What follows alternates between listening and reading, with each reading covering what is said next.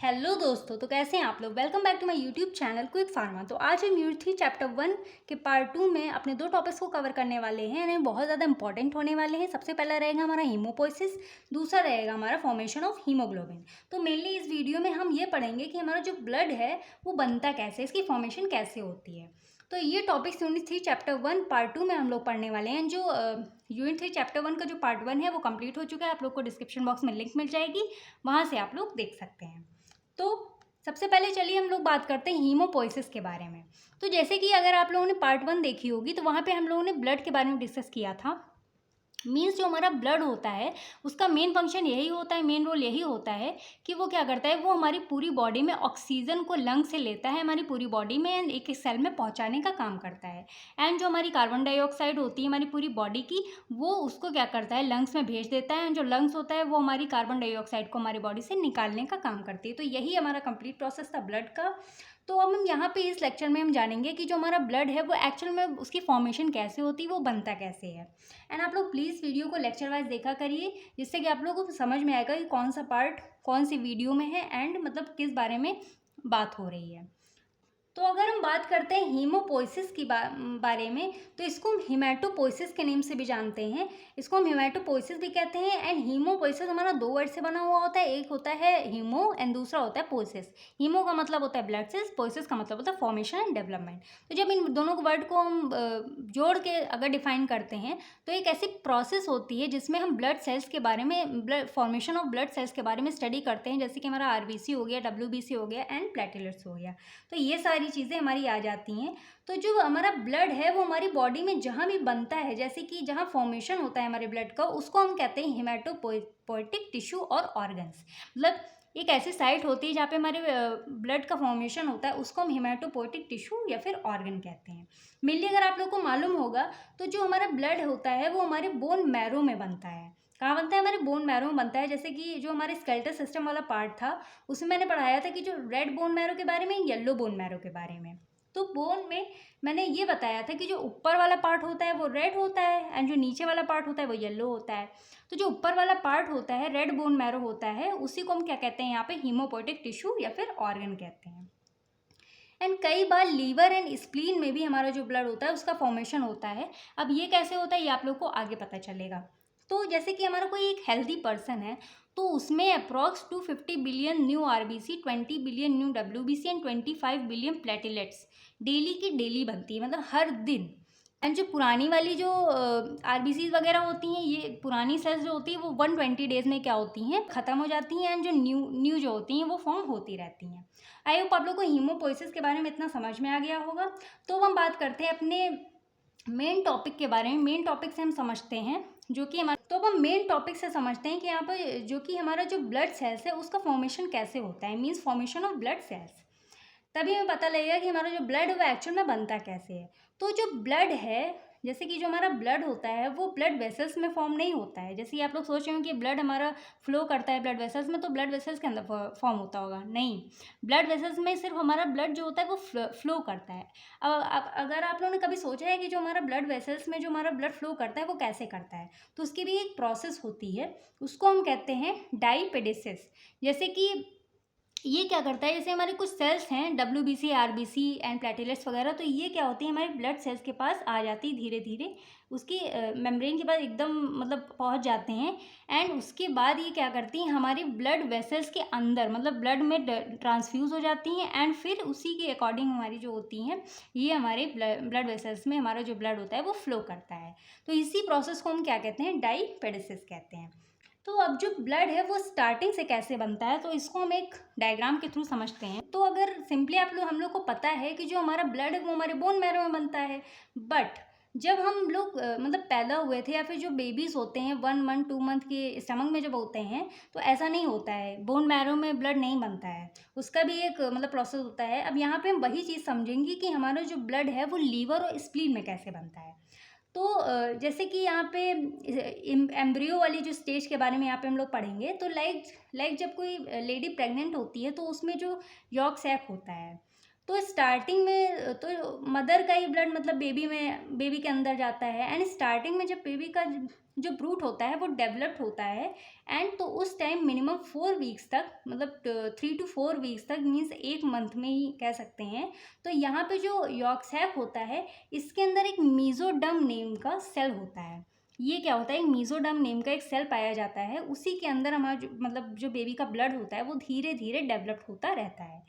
तो यहाँ से ब्लड डेवलप होना शुरू होता है। फिर जैसे ही बेबी 2 से 3 मंथ का हो जाता है, उसके अंदर कुछ ऑर्गन्स डेवलप हो जाते हैं, जैसे कि लीवर हो गया, लीवर के पास में एक स्प्लीन होता है, वो डेवलप हो जाता है।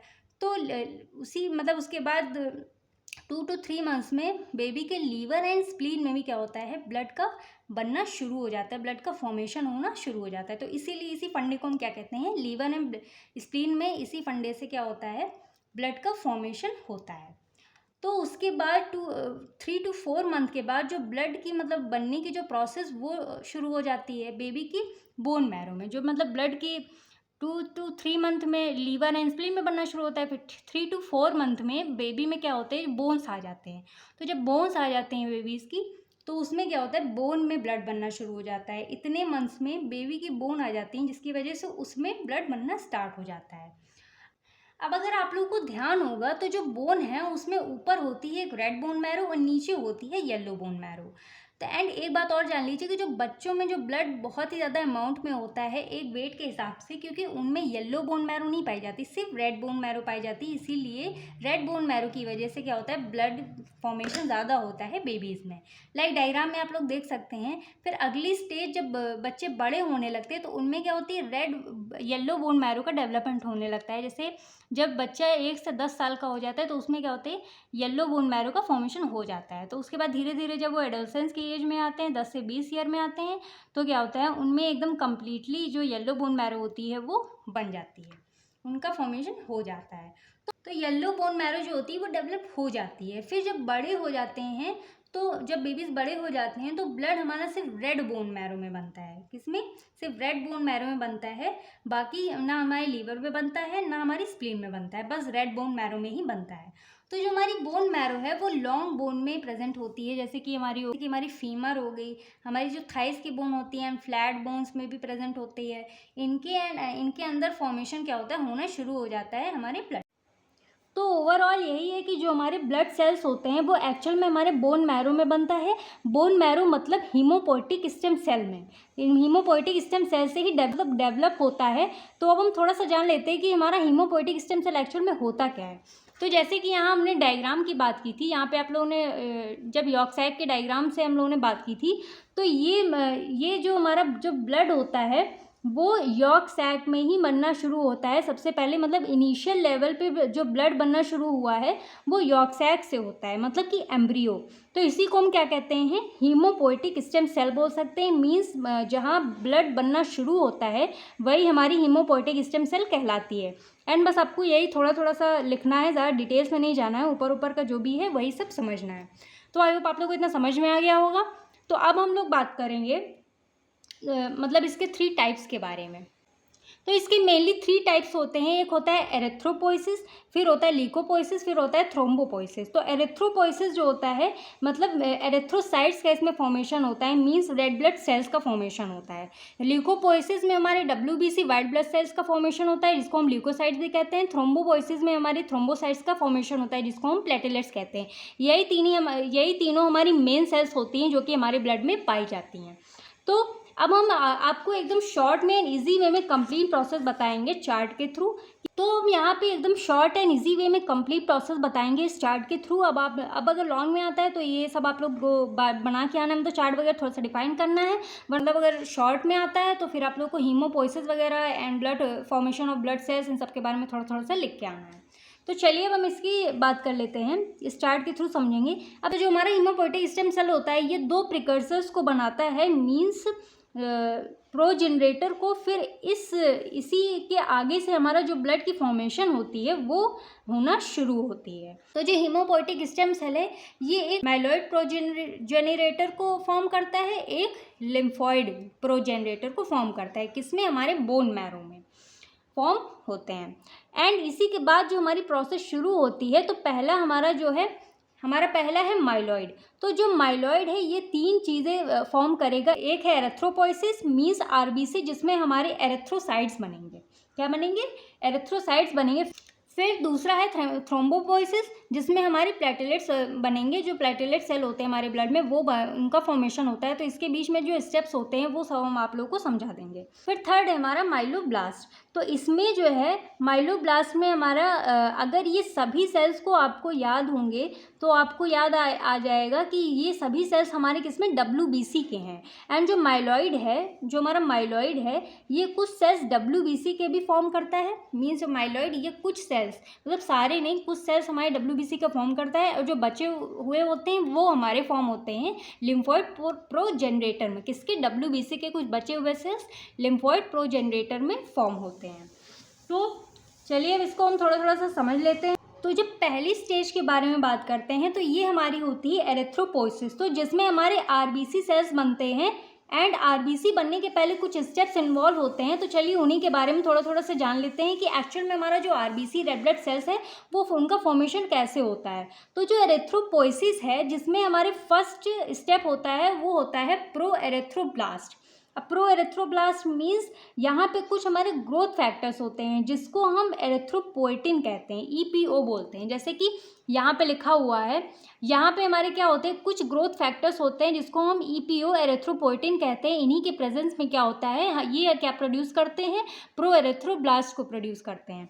फिर यहाँ पे प्रो एरिथ्रोब्लास्ट बन जाता है। उसके बाद ये जो हमारे प्रो एरिथ्रोब्लास्ट होते हैं, उसके बाद ये कुछ डॉटर सेल्स को फॉर्म करेगा। मींस अपने आप को क्या करता है, ये डिवाइड कर देता है किसमें, एरिथ्रोब्लास्ट एंड नॉर्मोब्लास्ट में। मींस एरिथ्रोब्लास्ट को हम नॉर्मोब्लास्ट के नेम से भी जानते हैं। तो ये अपने कुछ डॉटर सेल्स को फॉर्म करता है जिसको हम कहेंगे एरिथ्रोब्लास्ट। फिर जो एरिथ्रोब्लास्ट होते हैं या फिर जो नॉर्मोब्लास्ट होते हैं, मतलब ये हमारे कन्वर्ट हो जाते हैं किसमें, रेटिकुलोसाइट्स में कन्वर्ट हो जाते हैं। एंड फिर रेटिकुलोसाइट्स फॉर्म होने के बाद ये रेडी हो जाता है हमारा ब्लड में ट्रांसफ़र होने के लिए। ये जो रेटिकुलोसाइट्स होता है ये क्या हो जाता है, ये मतलब ट्रांसफ़र होने के लिए ब्लड में तैयार हो जाता है। उसके बाद रेटिकुलोसाइट्स को ब्लड सर्कुलेशन में ट्रांसफ़र कर दिया जाता है। ये जो रेटिकुलोसाइट्स होते हैं इनको ब्लड में ट्रांसफ़र कर दिया जाता है। उसके बाद तुरंत आरबीसी को, मतलब तुरंत आरबीसी नहीं फॉर्म होते हैं, इसमें कम से कम 5 दिन लग जाते हैं, कम से कम 5 डेज़, मतलब कि 2 to 3 डेज़ तक जो हमारे रेटिकुलोसाइट्स की स्टेज में ही, मतलब ये अपने ही स्टेज में रहते हैं। उसके बाद क्या होता है, ये जब ब्लड में आ जाता है तब भी ये इमेच्योर ही रहते हैं। मतलब कि ये 2 से 3 दिन तक क्या रहते हैं, ये अपने ही मतलब रेटिकुलोसाइट्स के फॉर्म, अपने ही स्टेज में रहता है। उसके बाद जब ये ब्लड में आ जाते हैं तब भी ये इमेच्योर ही रहता है। मतलब कि 1-2 दिन लग जाता है इसको कंप्लीट आरबीसी बनने में। तो जैसे कि आरबीसी ऐसे ऐसे होते हैं, हमारे जो रेड ब्लड सेल्स होती हैं उसको हम क्या कहते हैं, आरबीसी कहते हैं। फिर हमारे जो आरबीसी होते हैं वो कम्प्लीटली फॉर्म हो जाते हैं। ब्लड सेल में जो काम उसका होता है वो प्रॉपर करता है। मींस जो आरबीसी का काम होता है हमारे ब्लड में वो अपना काम करता है। तो यही हमारी होती है एरिथ्रोपोइसिस की स्टेप्स जितने भी इन्वॉल्व है वो आप लोग को समझ में। तो जब हम इसको रिवाइज करते हैं थोड़ा सा, तो जो हमारा प्रो एरिथ्रोब्लास्ट है, मीन्स यहाँ पे कुछ जो ग्रोथ फैक्टर्स होते हैं जिसको हम एरिथ्रोपोइटिन मतलब कहते हैं, जिसको हम EPO कहते हैं, वो क्या करते हैं, जिसके हेल्प से हमारा ये प्रो एरिथ्रोब्लास्ट फॉर्म होता है। फिर प्रो एरिथ्रोब्लास्ट जो होता है ये अपने कुछ डॉटर सेल्स को डिवाइड मतलब करता है, देता है, फॉर्म करता है अपने डॉटर सेल्स को। एंड ये डिवाइड हो जाता है हमारा किसमें, एरिथ्रोब्लास्ट में, जिसको हम नॉर्मोब्लास्ट भी कहते हैं। फिर जो एरिथ्रोब्लास्ट होते हैं ये हमारे फॉर्म कर देते हैं रेटिकुलोसाइट्स को। तो रेटिकुलोसाइट्स जो होते हैं वो क्या होते हैं, वो हमारे मतलब ये एकदम रेडी हो जाते हैं हमारे ब्लड सर्कुलेशन में जाने के लिए, मतलब ब्लड में एंटर करने के लिए, ट्रांसफ़र होने के लिए एकदम रेडी हो जाते हैं। बट ये हमारी 5 डेज़ में होते हैं। उसका मैंने बताया कि क्यों होता है, क्योंकि ये 2 to 3 डेज़ ये अपने ही स्टेज में रहते हैं, रेटिकुलोसाइट्स के स्टेज में ही रहते हैं। बट उसके बाद जब ये एंटर हो जाते हैं तभी ये इमेच्योर ही रहते हैं। उसके बाद 1-2 दिन के बाद जो हमारी कंप्लीट आरबीसी होती है उसका फॉर्मेशन हो जाता है। फिर जो आरबीसी का हमारे ब्लड में जो भी फंक्शन होता है वो अपना फंक्शन करता है। तो आई होप आप लोग को इतना समझ में आया होगा। तो अब हम चलते हैं थ्रोम्बोपोइसिस की तरफ। इसके बारे में मीन्स इसमें हम पढ़ेंगे कि हमारे जो प्लेटलेट्स हैं वो कैसे बनती हैं, कौन कौन से स्टेप्स इन्वॉल्व होते हैं इसमें। तो इसको हम थोड़ा सा डायग्राम से ही समझते हैं। यहाँ पे मतलब डायग्राम है, आप लोग को इससे समझना हो इससे समझ लीजिएगा, इससे आप लोग को जिसमें ईजी लगे आप लोग को वहाँ से पढ़ सकते हैं। तो हम थोड़ा सा इसको शॉर्ट एंड ईजी वे में समझा देते हैं आप लोगों को। तो इसमें हमारा जो होता है इसमें जैसे कि जो हमारी हीमोपोएटिक स्टेम सेल होती है ये हमारे माइलॉइड की फॉर्म करती है, माइलॉइड प्रोजेनरेटर को। फिर ये जो हमारा होता है थ्रोम्बोपोएसिस, ये हमारा क्या होता है, ये हमारे मेगाकार्योब्लास्ट को फॉर्म करता है। फिर जो हमारे मेगाकार्योब्लास्ट होते हैं, जैसे इसमें प्रो एरेथ्रो, तो इसमें कार्यो लग जाएगा, मेगाकार्योब्लास्ट होते हैं, तो ये हमारे क्या फॉर्म कर देते हैं, ये कन्वर्ट हो जाते हैं प्रो मेगाकार्योब्लास्ट में। ये यहाँ ऐसे याद रखिए, मेगाकार्योब्लास्ट फिर प्रो, इसके आगे प्रो लग जाएगा, फिर ये हमारे फॉर्म कर देते हैं प्रो मेगाकार्योब्लास्ट। फिर इसमें जो प्रो मतलब होता है ये हट जाता है, फिर ये किस में हो जाते हैं, मेगाकार्योसाइट्स में कन्वर्ट हो जाते हैं। जैसे कि मेगाकार्योब्लास्ट हमारा कन्वर्ट हुआ प्रो मेगाकार्योसाइट में, उसके बाद ये जो हमारे प्रो मेगाकार्योसाइट होते हैं ये हमारा इसमें प्रो हट जाएगा, ये हमारा कन्वर्ट हो जाएगा मेगाकार्योसाइट में। फिर उसके बाद तो ये कन्वर्ट हो जाएगा थ्रोम्बोसाइट्स में, जो मेगाकार्योसाइट है ये हमारा कन्वर्ट होता है थ्रोम्बोसाइट्स में। तो इसी को हम कह सकते हैं कि हमारी प्लेटलेट्स का फॉर्मेशन होता है। इसी में कंप्लीट प्रोसेस हमारी किसकी होती है, प्लेटलेट्स बनाने की होती है, जिससे कि हमारे जो प्लेटलेट्स होते हैं वो रेडी हो जाते हैं। तो आई होप आप लोगों को इतना समझ में आ गया होगा। तो अब हम यहाँ पे बात कर लेते हैं अपने WBC के फॉर्मेशन के बारे में। तो ये थोड़ा सा कॉम्प्लिकेटेड है, क्योंकि इसमें जो कुछ सेल्स होती हैं हमारी इसमें माइलॉइड में बनती हैं, कुछ बची हुई जो सेल्स होती हैं WBC की वो हमारे लिम्फोइड प्रोजेनरेटर में बनती हैं।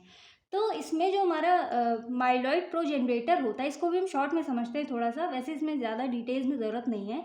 तो इसमें आप लोग को यही लिखना है कि जो माइलॉइड है ये हमारा एक माइलोब्लास्ट को फॉर्म करता है, माइलोब्लास्ट प्रिकर्सर बनाता है, जैसे कि यहाँ पे लिखा हुआ है। जो हमारा माइलॉइड प्रोजेनरेटर होता है ये हमारे माइलोब्लास्ट प्रिकर्सर फॉर्म करता है। फिर जो ये माइलोब्लास्ट होते हैं ये कुछ WBC के सेल्स को फॉर्म करते हैं, जिसको हम न्यूट्रोफिल्स, बेसोफिल्स, एजनोफिल्स एंड मोनोसाइट्स कहते हैं। फिर ये जो हमारा मोनोसाइट होता है ये हमारा कन्वर्ट हो जाता है, फिर फॉर्म करता है मैक्रोफेजेस के। बस इसमें इतना ही है। फिर हम सेकेंड इसमें समझते हैं। इसमें जब हम सेकेंड समझते हैं तो हमारा आ जाता है लिम्फॉइड। तो जब हम लिम्फॉइड की बात करते हैं तो जो लिम्फॉइड है यहाँ से समझते हैं, लिम्फॉइड हमारा जो है ये हमारे फॉर्म करता है लिम्फोब्लास्ट को। लिम्फॉइड प्रोजेनरेटर जो होता है वो हमारे लिम्फोब्लास्ट को फॉर्म करता है। एंड जब ये लिम्फोब्लास्ट है ये हमारे बोन मैरो एंड थाइमस को, मतलब कि ये दो चीज़ों में मतलब कन्वर्ट हो जाता है, दो चीज़ों को फॉर्म करता है। एक हो जाती है बोन मैरो, दूसरी है थाइमस। इसके अंदर जो बोन मैरो में बनता है, हमारे बोन मैरो में हमारी बी लिम्फोसाइट्स बनते हैं एंड थाइमस में हमारे टी लिम्फोसाइट बनते हैं। तो अब जो बोन मैरो में एक यहाँ पे आप लोग को एक तो ये हो गया बी लिम्फोसाइट, दूसरा हो गया टी लिम्फोसाइट। फिर यहाँ पे बोन मैरो में आप लोग को NK सेल्स मतलब दिख रहा होगा, तो इसको नेचुरल किलर सेल्स बोलते हैं। मीन्स जैसे ही कोई बाहर के जो सेल्स आ जाते हैं हमारे ब्लड में जो कि एक्स्ट्रा होते हैं, ये उन्हें ही किल करने के लिए, मारने के लिए काम आता है। एंड ये सभी एक क्या करते हैं, डिफेंस सिस्टम की तरह काम करते हैं। मीन्स हमारे ब्लड को प्रोटेक्ट एंड बचाने का काम करते हैं। तो यहाँ पे WBC का जो पूरा प्रोसेस है एक मायोब्लास्ट से बनता है, जिसमें हमारी ये सारी सेल्स की फॉर्मेशन होती है। एंड सेकेंड हमारा आ जाता है लिम्फॉइड, जिससे कि हमारा मतलब कि लिम्फोब्लास्ट बनता है। उसके बाद इससे बोन मैरो बनता है, फिर थाइमस, फिर बोन मैरो में हमारे बी लिम्फोसाइट बनते हैं, थाइमस में टी लिम्फोसाइट बनते हैं एंड इसमें एक NK सेल्स बनता है। आई होप आप लोग को इतनी पूरी कहानी समझ में आ गई होगी, एकदम सिंपल सा है। फिर अब हम समझते हैं आगे, यही सारी चीज़ें हैं, इसी में सिंपल सा मतलब सब कुछ फॉर्मेशन ऑफ ब्लड के सेल्स के बारे में है। बस मेन यही स्टेप जो हैं यहाँ पे, जो मेन स्टेप्स हैं ब्लड फॉर्मेशन का, ये बस आपको यही सारी चीज़ें इसमें लिखनी है। ये वाली सारी चीज़ें ये मेन है एंड इनको शॉर्ट में आप लोग को लिखना है। बाकी ये जो एम्ब्रियो वाला है ये काफ़ी ज़्यादा इंपॉर्टेंट है, ये स्टेप आप लोग बिल्कुल मत स्किप करिएगा, ये वाला ज़रूर पढ़िएगा। बाकी ये शॉर्ट में अगर आप लोगों को ऐसे समझ में आ रहा है तो ऐसे आप लोग जिसे आ जाता है तो आप लोग इसको ऐसे बना के आ सकते हैं। तो अब हम बात करेंगे सेकेंड टॉपिक के बारे में, ये भी हमारा बहुत ज़्यादा इम्पॉर्टेंट है, फॉर्मेशन ऑफ हीमोग्लोबिन। तो जब इसके बारे में बात करते हैं, अब सबसे पहले जान लेते हैं, सिंपली समझ लेते हैं कि हीमोग्लोबिन का मतलब क्या होता है। तो मान लो जैसे कि ये हमारे कोई ब्लड सेल है जिसके अंदर हमारा क्या है, एक पिगमेंट प्रेजेंट है। जैसे ये रेड कलर का कोई पिगमेंट प्रेजेंट है, तो ये क्या होता है, जिसको हम हीमोग्लोबिन या HB नेम से डिनोट करते हैं। जैसे कि हमारी ब्लड सेल हो गई, इसके अंदर जो पिगमेंट प्रेजेंट होता है इसी को हम क्या कहते हैं, हीमोग्लोबिन कहते हैं। हीमोग्लोबिन से इसको हम डिनोट करते हैं। तो ये सबसे डीपली जो हमारा हीमोग्लोबिन होता है ये सबसे डीपली प्रेजेंट होता है हमारे ब्लड में। मतलब जो RBCs है, जो RBC होती है, आरबीसी जो है, एरिथ्रोसाइट जो है, उसमें हमारा हीमोग्लोबिन प्रेजेंट होता है। आरबीसी के अंदर हमारा क्या प्रेजेंट होता है? हीमोग्लोबिन प्रेजेंट होता है उसके अंदर। एंड हीमोग्लोबिन हमारा एक ऐसा सब्सटेंस है जो कि हमारे लंग्स से ऑक्सीजन को कैरी करने, ये हमारा हीमोग्लोबिन एक ऐसा सब्सटेंस होता है जो कि क्या करता है, हमारे ऑक्सीजन को कहाँ से कैरी करता है? हमारे लंग से कैरी करता है, हमारी पूरी बॉडी में छोड़ देता है। मीन्स एक एक सेल में पहुँचाने का काम करता है, कैरी करता है। तो ये एक पिगमेंट है जो हमारा हीमोग्लोबिन है, ये एक ऐसा पिगमेंट है जो हमारे ब्लड का रेड कलर होता है उसके लिए रिस्पॉन्सिबल होता है। पहली चीज़ तो ये पिगमेंटेशन में के लिए रिस्पॉन्सिबल होता है, मीन्स रेड कलर के लिए। दूसरा है ये हमारा क्या करता है, मेन रोल प्ले करता है ऑक्सीजन को कैरी करने के लिए। तो ऑक्सीजन को लंग्स से लाने का एंड CO2 को लंग्स में भेजने का काम करता है हीमोग्लोबिन। एंड जो हीमोग्लोबिन है ये हमारे एरिथ्रोपोइसिस के थ्रू सिंथेसाइज होता है, मीन्स एरिथ्रोपोइसिस के थ्रू बनता है। जैसे कि हमारे जब मतलब कि मीन्स बनता है, यानी कि जब हमारी कंप्लीट ब्लड का फॉर्मेशन हो रहा था तो उसी टाइम हमारे हीमोग्लोबिन का भी फॉर्मेशन हो रहा था, हो रही थी। तो उसी टाइम क्या हो रही थी, हमारी हीमोग्लोबिन की भी फॉर्मेशन हो रही थी उसी टाइम पे। इसीलिए यहाँ पे लिखा हुआ है it is synthesize during erythropoiesis. Mean जब आरबीसी का फॉर्मेशन हो रहा था उसी टाइम हमारे हीमोग्लोबिन का भी फॉर्मेशन हो रहा था। तो आई होप आप लोग को हीमोग्लोबिन समझ में आया होगा, ये जितना भी फॉर्मेशन है थोड़ा सा। तो हम इसके स्ट्रक्चर के बारे में बात कर लेते हैं। तो हमारा जो हीमोग्लोबिन है, मतलब जो हीमोग्लोबिन है ये हमारे दो वर्ड से बना होता है, एक होता है हीम, दूसरा होता है ग्लोबिन। तो यहाँ पे जो हीमो वर्ड है इसको हम यहाँ पे हीम कह देते हैं, मतलब हीम के नेम से जानते हैं इसको हम। तो जो हीम है ये हमारे पूरे कंपाउंड में सिर्फ 4% होता है और जो ग्लोबिन है वो एक्चुअल में 96% होता है। एंड जो हीम कंपाउंड है ये Fe2 को कंटेन करता है एंड पोरफायरिन को कंटेन करता है। ये किस लिए करता है ये अब आप लोग को आगे पता चलेगा। तो अब थोड़ा सा जब इसको हम समझें तो जो हमारा हीम है ये 4 पायरोल मॉलिक्यूल्स को क्या करता है, कंटेन करता है। 4 पायरोल मॉलिक्यूल्स को कंटेन करता है अपने अंदर। एंड ये रेड कलर के लिए रिस्पॉन्सिबल होता है। जो हीम होता है वो किसके लिए, रेड कलर के लिए रिस्पॉन्सिबल होता है आरबीसी में। ये आयरन नेम के एटम को भी अपने अंदर कंटेन करता है। जब हम सिंथेसिस पढ़ेंगे तो आगे ये सब आप लोग को पूरा इसकी जो जितनी भी कहानी है आप लोग को समझ में आ जाएगी। तो बात कर लेते हैं ग्लोबिन के बारे में। ये था हमारा हीम के बारे में, अब हम बात कर लेते हैं ग्लोबिन के बारे में। तो जब हम यहाँ पे ग्लोबिन के बारे में बात करते हैं तो एक्चुअल में ये प्रोटीन चेन होती है। मतलब ये क्या होती है, एक प्रोटीन चेन होती है जो कि हमारे कुछ एटम से कवर होती है, विच कवर्स फ्रॉम एटम्स। तो जो हीम वाला कंपाउंड है उसको आपस में क्या करते हैं, ये हमारी क्या होती है, ये होती है हमारी ग्लोबिन की चेन। ये जो Fe होती हैं, ये जो 4 मॉलिक्यूल्स होते हैं जैसे कि मैंने यहाँ पे बताया था, ये जो 4 मॉलिक्यूल्स होते हैं Fe2 के, ये हमारे किसके होते हैं, ये हमारे हीम कंपाउंड के होते हैं। तो ये क्या करता है, उसको आपस में जो ग्लोबिन है इसको हीम कंपाउंड को आपस में क्या करता है, कवर करके मतलब रखता है। एंड इसमें 4 ग्लोबिन चेन्स होती हैं। इसमें हमारी क्या होती है, ये 4 ग्लोबिन चेन्स को कंसिस्ट करता है। एंड ये 2 फॉर्म में प्रेजेंट होती है। तो जैसे कि यहाँ पे डायग्राम में आप लोग को दिख रहा होगा, तो ये 1 2 मतलब ये जैसे कि 1 2 3 4, तो ये 4 Fe हैं, ये हमारे हीम के कंपाउंड के हैं। एंड ये दिख रहे होंगे ये 4 चेन से कवर होते हैं। ये जो चेन दिख रही है ये हम लोग की 4 चेन से क्या होते हैं, कवर होते हैं। और ये एक्चुअल में ये 2 2 मतलब ये 2 2 का पेयर होता है इनका। जैसे कि एक हो गया अल्फा 1, अल्फा 2, दूसरा हो गया बीटा 1, बीटा 2। तो ये हो गई दूसरी चेन। ये पहली चेन है अल्फा 1, अल्फा 2, ये पहली चेन हो गई। जैसे यहाँ पे लिखा है अल्फा 1 एंड बीटा 1, ये हमारी एक चेन। एंड यहाँ पे है बीटा 2 एंड अल्फा 2, ये हमारी 2 chain. And diagram easy. And यहाँ पे जो डायग्राम है ये बहुत ज़्यादा इजी है, इसमें कुछ ज़्यादा मतलब नहीं है, बस आप लोग को थोड़ा सा इसमें रटने की ज़रूरत पड़ेगी। तो बाकी की चीज़ें हम क्या करेंगे, सिंथेसिस से समझेंगे। तो आई होप आप लोग को ग्लोबिन का समझ में आ गया होगा। ये हमारे 4 प्रोटीन चेन्स होते हैं जो कि हमारे कुछ एटम से कवर होते हैं, जो कि इनकी प्रोटीन चेंज होती है वो एटम से कवर होती है। इसमें हमारे 2 2 के पेयर होते हैं, जैसे कि एक अल्फा 1 हो गया, बीटा 1 हो गया, बीटा 2 हो गया, अल्फा 2 हो गया, बीटा 2 हो गया। तो ये 2 2 के पेयर में प्रेजेंट होते हैं। तो अब हम बात कर लेते हैं इनकी कुछ प्रॉपर्टीज़ के बारे में। आई होप आप लोग को इतना समझ में आ गया होगा। Now let's talk about properties. जब हम प्रॉपर्टीज़ की बात करते हैं तो यहाँ पे हम अगर हीमोग्लोबिन का लेवल जानते हैं तो मेल्स के अंदर ये 14 to 70 ग्राम पर 100 ml होता है, एंड फीमेल्स में हमारी 12 to 15 ग्राम पर 100 ml होता है। एंड जो न्यूली बॉर्न बेबीज़ होते हैं, जैसे कि मैंने पहले बताया कि न्यूली बॉर्न बेबीज़ में काफ़ी ज़्यादा मात्रा में ब्लड पाया जाता है, तो ये हमारे 14.5 to 18.5 ग्राम पर 100 ml होता है। तो इसकी कुछ प्रॉपर्टीज़ हो गई। फिर तो अब हम बात कर लेते हैं मेन टॉपिक के बारे में, जो कि हमारी सिंथेसिस ऑफ हीमोग्लोबिन है, जिसको हम कह सकते हैं कि फॉर्मेशन ऑफ हीमोग्लोबिन, कि हमारा हीमोग्लोबिन कैसे एक्चुअल में बनता है। तो हमें ये तो पता चल गया कि जो हमारा एरिथ्रोपोइसिस वाली प्रोसेस है, तो उसी में हमारा क्या था, हीमोग्लोबिन बनने की प्रोसेस शुरू हो जाती है एरिथ्रोपोइसिस प्रोसेस वाली के साथ ही।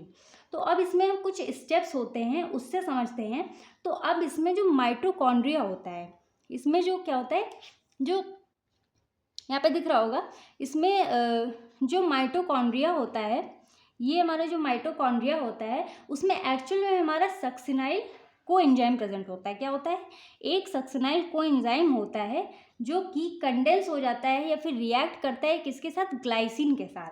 तो ग्लाइसिन के साथ ये सक्सिनाइल कोएंजाइम जो है वो ग्लाइसिन के साथ रिएक्ट करेगा, मतलब कंडेंस हो जाएगा, मतलब फिर ये फॉर्म करेगा हमारा क्या, एक ये पायरोल मॉलिक्यूल को फॉर्म करता है। जैसे ये 2 सक्सिनाइल कोएंजाइम ग्लाइसिन के साथ रिएक्ट किया, इसने फॉर्म कर दिया पायरोल मॉलिक्यूल।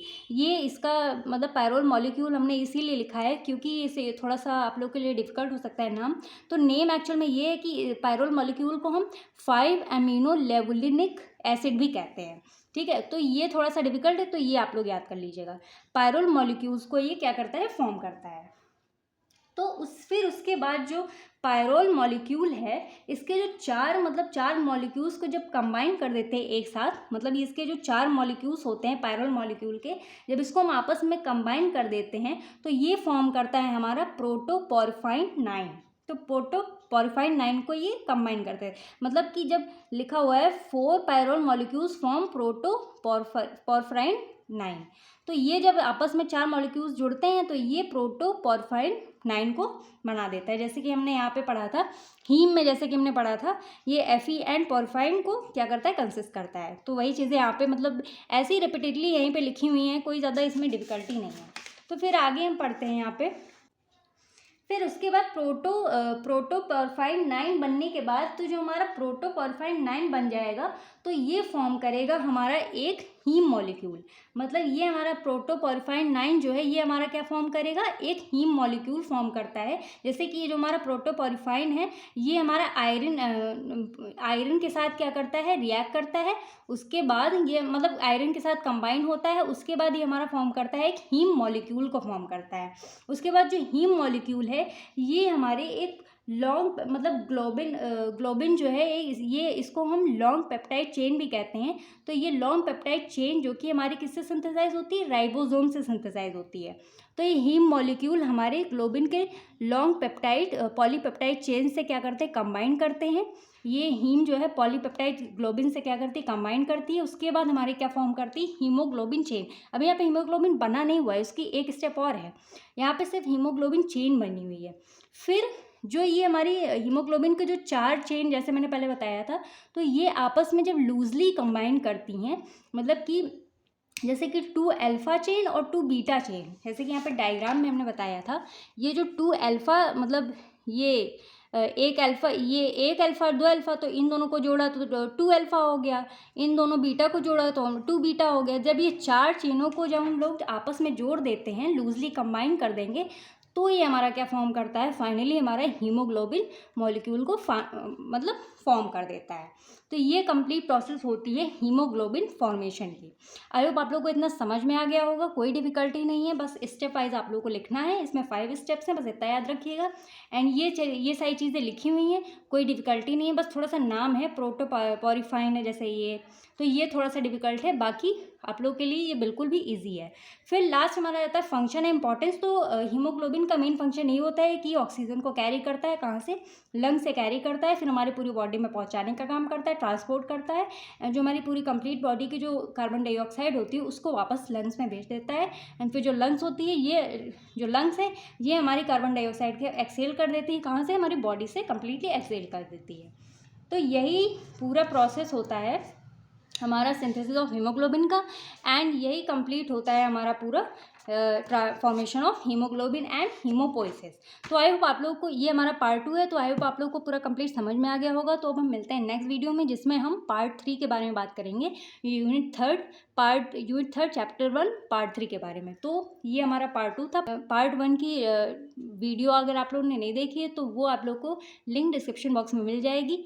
तो तब तक के लिए thank you for watching and take care of yours and your family. And please आप लोग सब्सक्राइब किया करिए, तभी हमको एक रिस्पांस मिलता रहेगा कि हाँ आप लोग वीडियो देखते हैं। अगर आप लोगों को समझ में आती है, अगर कोई डिफ़िकल्टी होती है, किसी भी टाइप की डिफ़िकल्टी होती है, तो आप लोग कमेंट सेक्शन में मुझे बता सकते हैं।